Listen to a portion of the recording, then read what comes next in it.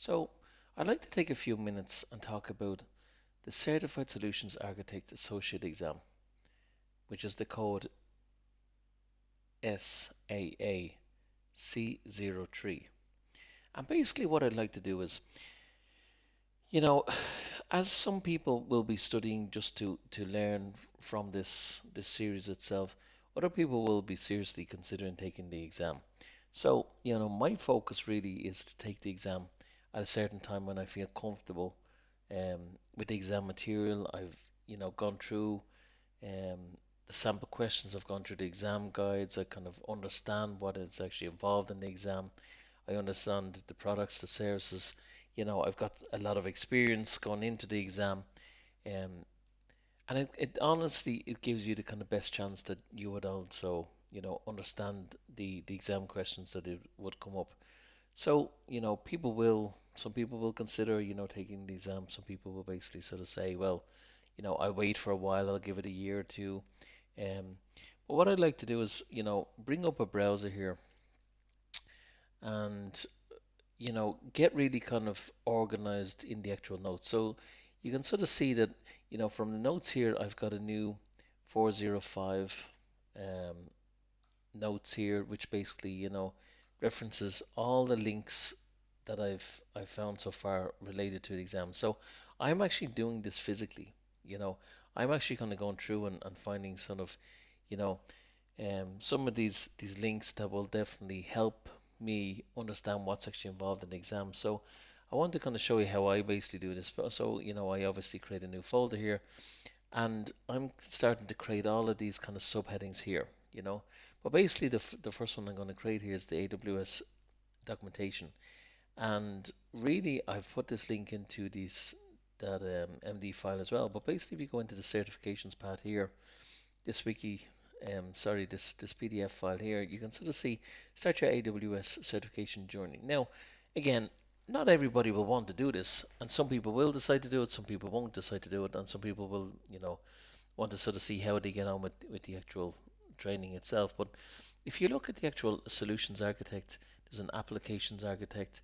You can sort of see here there's the roles and responsibilities, and there's the AWS certification paths. Now, all of these different paths have different exams. So, I was sort of saying in one of the first exams, in one of the first videos, that basically I am actually a cloud practitioner. So I actually have that first exam. So that's the reason why I'm actually going on to this Solutions Architect Associate exam. Now, you know, to move on to the professional would be another series, but you'd certainly have to have an awful lot of experience, I would think, that working with AWS day in day out for the Solutions Architect professional exam.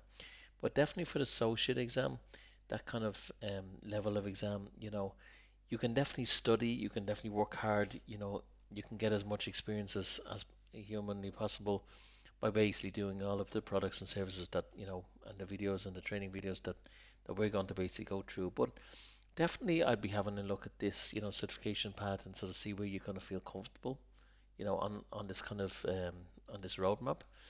The second thing I would actually then do is actually, as I'm going to go to the solutions architect exam, I'd honestly, go back to this home page to sort of say, okay, so where do I start here? And this is again something that I'm physically doing here. So before I even get into the products and services and understanding all of the products and services, I'm making sure that I've read through this.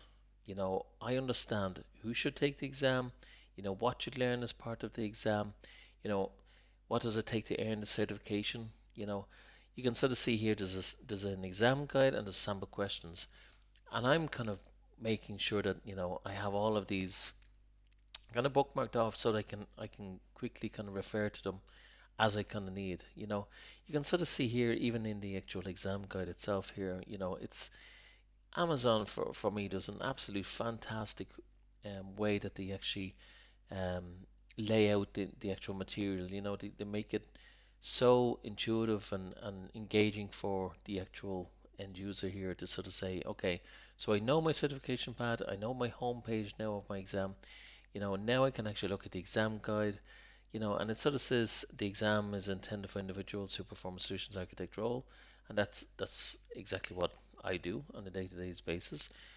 Now, some people won't and some people will, so it honestly depends on what your own experience would be.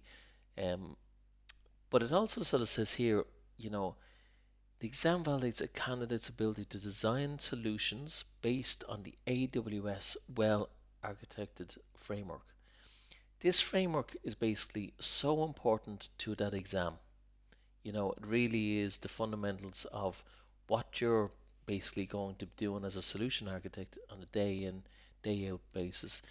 Making sure that you understand, um, all about secure, resilient, high performing, cost optimized solutions that will basically come up as part of your daily role. So, the exam guide here is critically important to actually read through, understand, you know, how does the exam actually work? What's involved in the exam? You know, the the weighting of the exam critically important. Designing secure architectures. Whatever it may be, just literally go through all of these and make sure that you've read them, you understand them. If there's something that you basically don't understand, you're probably going to cover it in the services and solutions. But that's why, I've also put if there was something that came up that I didn't understand, I've also put, welcome to the AWS documentation here. And this documentation, you can search in here if I wanted to consult, say, um, quotas, for example, I can search in here and one of the first items is like what is a kind of service quota, right? So I'm basically imagine I'm beginning to kind of understand, well, what is a service quota? I don't really know what a quota actually is. So you can actually search here, you can filter by products, you can filter by guide, you know and there's a huge amount of resources here that will basically help you understand um, all of the products and services that are actually provided by Amazon itself. So I really like to kind of get those, you know, documentation, um, get them into the, first folder. For me personally, this is how I do it. And then basically, because I know I'm going to be referencing these, an awful lot as I kind of study through the material, I'm going to have to, reference these kind of quite often. So I like to have them um, at hand. And there's also really kind of, the AWS reference architecture diagrams.